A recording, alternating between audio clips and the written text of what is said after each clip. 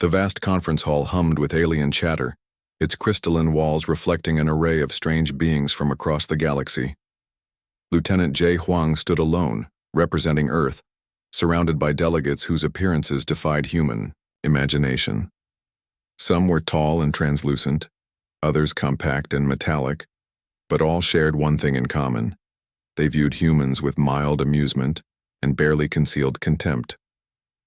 Krell, the primary diplomat from the Stellar Confederation, approached Jay with slow, deliberate movements. His body seemed to shimmer between solid and liquid states, a biological trick that would have impressed most species.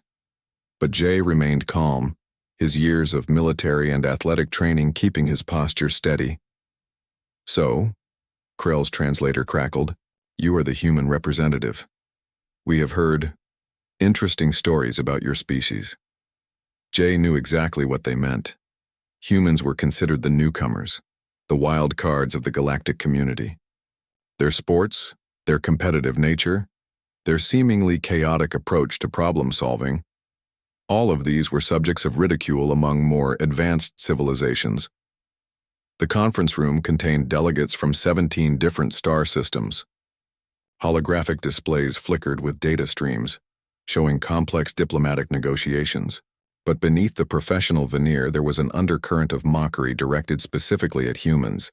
A delegate from the Orion cluster leaned toward Krell and whispered something that translated to a joke about human physical competitions. Several nearby aliens chuckled, their laugh sounds ranging from musical tones to grinding mechanical sounds. Jay understood every nuanced insult. He had been chosen precisely because of his ability to remain composed under pressure. His background as a former professional soccer player and military strategist made him the perfect representative. The room's ambient temperature suddenly dropped, a standard alien diplomatic technique used to make non-native species uncomfortable. Most humans would have shivered or shown signs of distress. Jay simply adjusted his lightweight diplomatic suit and maintained eye contact with Krell. "Your species spends extraordinary amounts of energy on what you call sports," Krell commented, his translucent fingers forming intricate gestures. "We find it puzzling. Why waste physical capabilities on seemingly unproductive activities?" Jay smiled.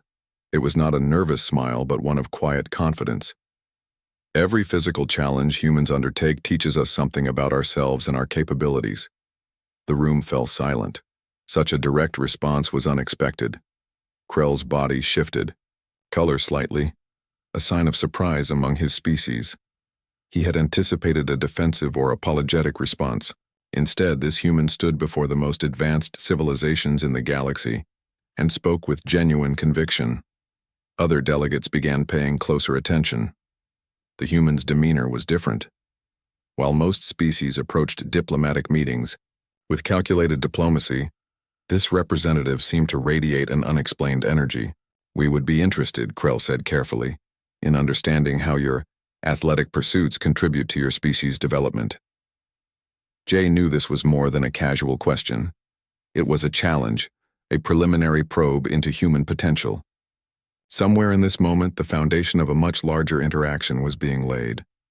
The conference hall's advanced acoustics captured every subtle movement. Holographic displays tracked micro-expressions, biological responses, and communication patterns.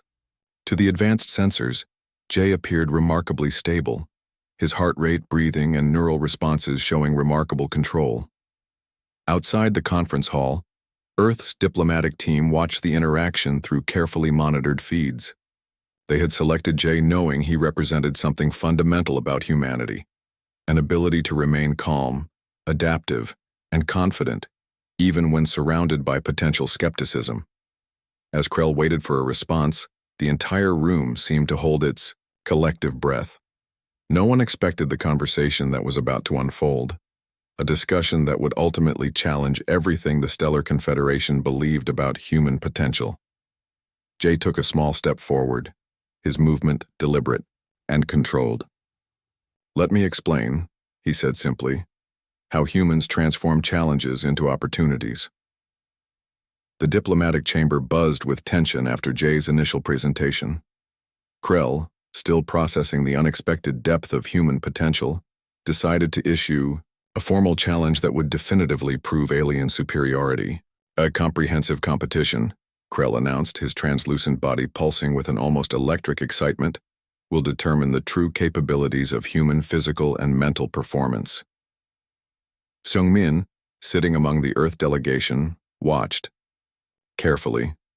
Her background in sports psychology and strategic planning made her understand the deeper implications of this challenge. This was more than a simple contest. It was a test of human adaptability. The proposed competition would involve 5 distinct challenges designed to push participants to their absolute limits. Each challenge would test not just physical strength, but mental resilience, strategic thinking, and collaborative problem-solving. Krell outlined the challenges with clinical precision. The first would be a zero-gravity obstacle course testing spatial awareness and quick decision-making. The second would measure pure physical strength across multiple gravitational environments. The third challenge focused on reaction times and neural processing speed. The fourth would be a team-based strategic simulation, and the final challenge would test psychological endurance under extreme conditions. Most alien species would have hesitated. The challenges were deliberately constructed to highlight the presumed superiority of alien physiological and cognitive capabilities. Each test was designed to expose what the Stellar Confederation believed were human weaknesses. But humans were different. When the challenge was formally presented, the Earth delegation didn't just accept, they appeared genuinely excited. Their enthusiasm confused the alien representatives. Most species would have analyzed, calculated, and potentially negotiated. Humans seemed to view this as an opportunity for growth. Seung-min stepped forward, her movements calm and calculated. "We accept," she said simply, her voice carrying across the chamber. The alien delegates exchanged surprised glances. Acceptance was not just a response. It was a statement of confidence. Behind the scenes, human trainers and strategists began an unprecedented preparation process. They assembled a team that defied traditional athletic selection criteria. They weren't looking for the strongest or the fastest, but for individuals with exceptional adaptability. Michael, a former Navy SEAL, brought tactical experience. Elena, an Olympic gymnast, understood body mechanics at an extraordinary level. Taeho's martial arts background provided insights into movement and strategy. Rebecca, a quantum physics researcher, could analyze complex systems instantly. David, a professional rock climber, understood how to navigate unpredictable environments. They weren't just athletes, they were problem solvers. The training began immediately. They didn't just practice physical skills, they studied alien physiology, communication patterns, and potential psychological strategies. Each team member cross-trained, understanding that specialization could be a significant weakness. Krell watched the human preparations with growing uncertainty. What had initially seemed like an opportunity to humiliate humans was transforming into something far more complex. The competition would be broadcast across multiple star systems. What was meant to be a demonstration of human limitations was quickly becoming an unexpected galactic spectacle. Seung-min understood the deeper game. This wasn't just about winning a competition. It was about changing perceptions, about showing that human potential wasn't defined by traditional metrics of strength or intelligence. As preparation intensified, rumors spread across diplomatic channels. Some alien species began placing unofficial bets. Others watched with growing curiosity. The humans, typically considered the newcomers of the galactic community, were about to make a statement. The day of the first challenge approached. Tension, built not just in the conference chamber, but across countless worlds watching this unprecedented event. No one knew exactly what would happen, but everyone understood something significant was about to unfold. A moment that might redefine humanity's place in the galactic community. Jae and Seung-min exchanged a quiet look. They weren't just representing a team, they were representing an entire species' potential. The training facility buzzed with intense energy. Concrete walls lined with advanced holographic displays surrounded 5 unique individuals who would represent humanity in the most critical competition of their lives. Michael stretched his muscular frame, his Navy SEAL background evident in every calculated movement. Elena twisted her body through impossible gymnastic positions, her muscles fluid and precise. Tejo practiced martial arts forms that blended traditional techniques with unexpected modern adaptations. Rebecca analyzed complex computational models on her wrist device, her scientific mind continuously calculating potential scenarios. David climbed a simulated rock wall that changed configurations every few seconds, demonstrating extraordinary spatial awareness. They weren't just training. They were transforming. Each team member brought something unique. Michael understood tactical planning. Elena knew body mechanics. Tejo comprehended human movement's philosophical dimensions. Rebecca could decode complex system challenges. David understood how to adapt in unpredictable environments. Their coach, a retired Olympic strategist named Daniel Park, watched carefully. He wasn't interested in traditional training methods. His approach focused on breaking standard patterns, encouraging unexpected solutions. Aliens expect predictability, Daniel would repeatedly tell the team. We will give them chaos. Holographic simulations recreated alien physiological environments. The team practiced movements in zero-gravity, high-pressure atmospheric conditions, and environments with different gravitational pulls. They studied alien body structures, understanding potential weaknesses and strengths. Tejo discovered that most alien species had limited lateral movement capabilities. Elena noticed their reaction times varied significantly based on atmospheric pressure. Michael identified potential communication breakdown points in complex team scenarios. Their training wasn't just physical, it was a comprehensive study of adaptability. Rebecca developed specialized communication protocols. She created adaptive algorithms that could quickly interpret and respond to alien communication patterns. Her background in quantum physics allowed her to understand complex system interactions at molecular levels. David's rock climbing experience proved unexpectedly valuable. His ability to read environmental changes and make instant decisions became a critical training component.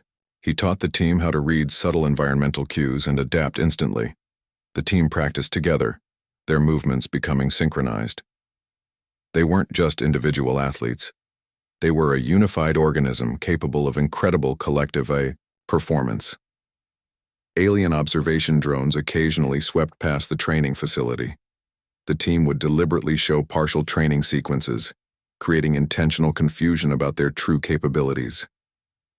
Daniel encouraged psychological preparation as much as physical training. Our greatest weapon, he told them, is our ability to think differently. They studied previous alien competitions, analyzing movement patterns, strategic approaches, and potential psychological manipulation techniques. Every alien competition, recording became a learning opportunity. Seung Min, their strategic coordinator, integrated psychological warfare techniques. She understood that winning wasn't just about physical performance, but about controlling the psychological narrative. Their diet became a scientific protocol. Specialized nutritionists developed meal plans that enhanced cognitive performance, muscle recovery, and mental resilience. Each meal was carefully calculated to provide optimal human performance. Mental training became as crucial as physical preparation. They practiced meditation techniques, stress management protocols, and psychological reset strategies. They learned to control heart rates, manage adrenaline, and maintain clear thinking under extreme conditions. The team understood they represented more than themselves. They represented humanity's potential in a vast, complex galactic community. As the competition date approached, their preparation reached fever pitch. They weren't just athletes, they were ambassadors of human potential, ready to challenge every preconceived notion about their species. The alien observers watching their training facility would see glimpses of preparation, but they would never see the full picture.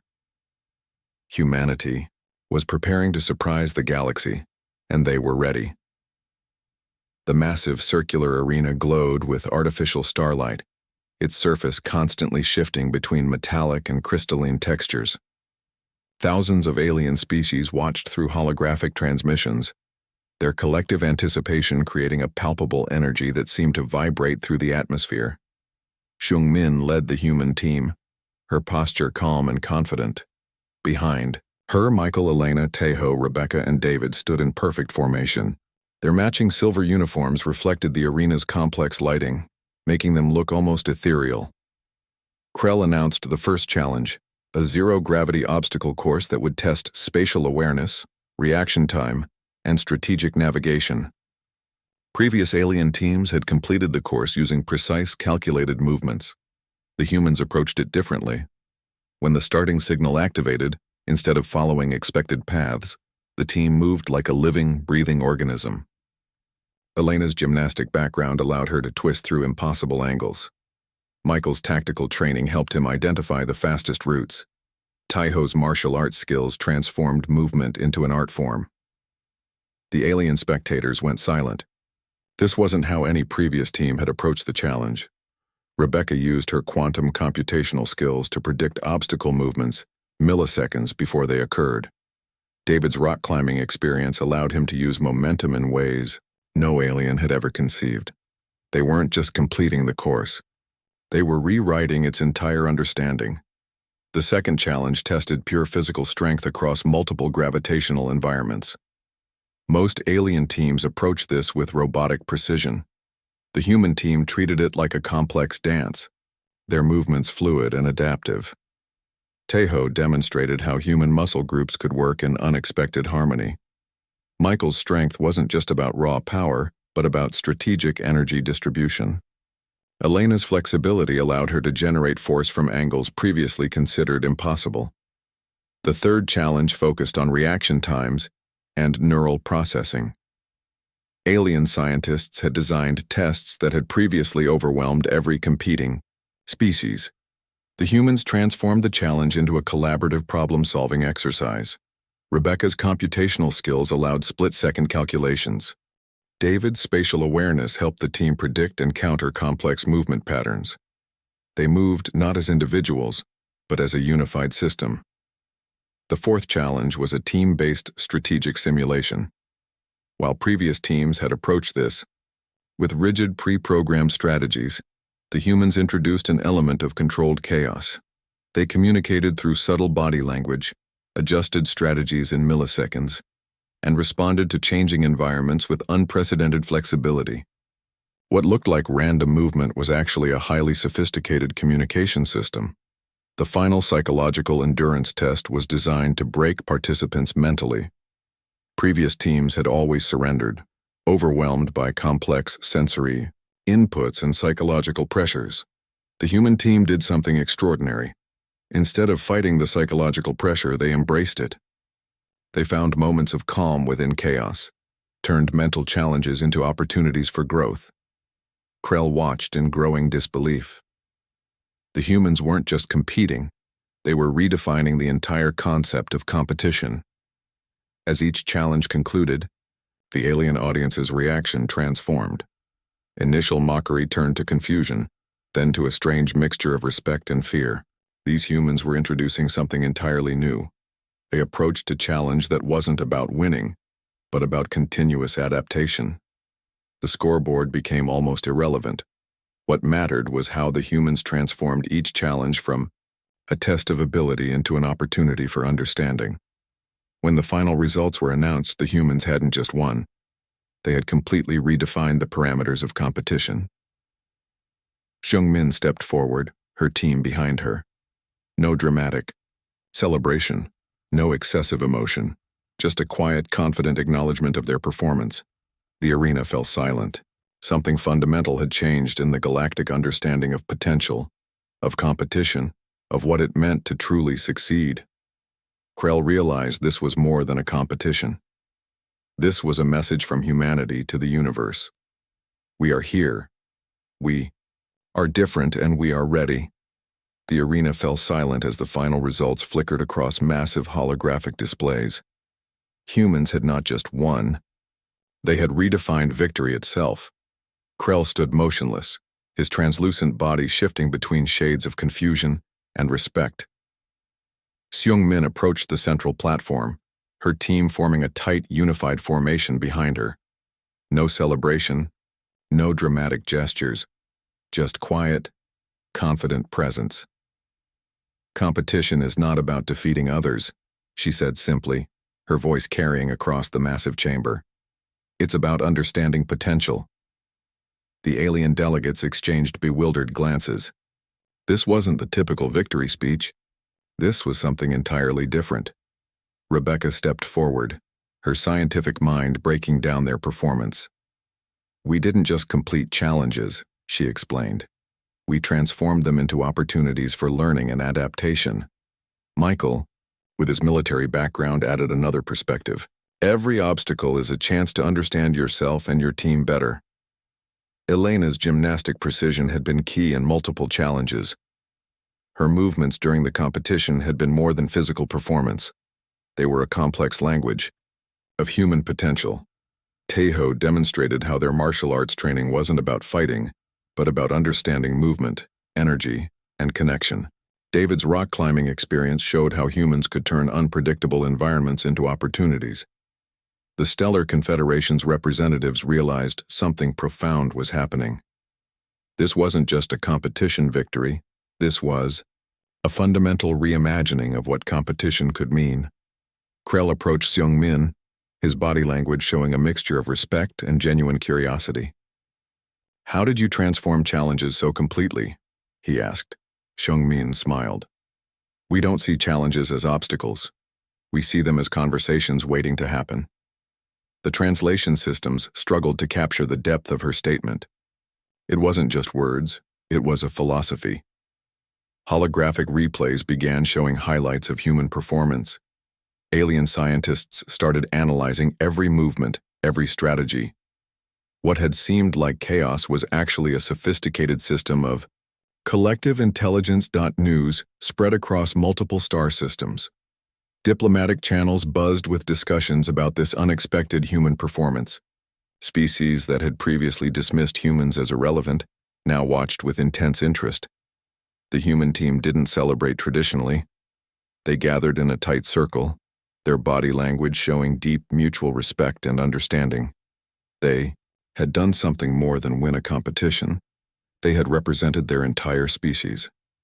Daniel Park, their coach, watched from the sidelines.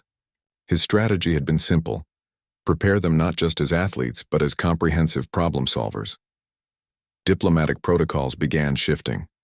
Previous alien interactions with humans had been formal, distant. Now something had fundamentally changed. Humans were no longer seen as newcomers, but as a species with extraordinary adaptive capabilities. Researchers began requesting detailed studies of human training methods. Military strategists analyzed their collaborative approaches. Educational institutions wanted to understand their learning techniques. The victory wasn't about a single competition. It was about proving that human potential couldn't be measured by traditional metrics. As the arena slowly emptied, Seung-min and her team remained focused. They understood this was just the beginning of a much larger conversation about human capabilities. Krell approached them one final time. You have changed everything we understand about competition, he said. Seung-min's response was simple and profound. We didn't come to change your understanding. We came to share our perspective. The human team represented something more than individual achievement.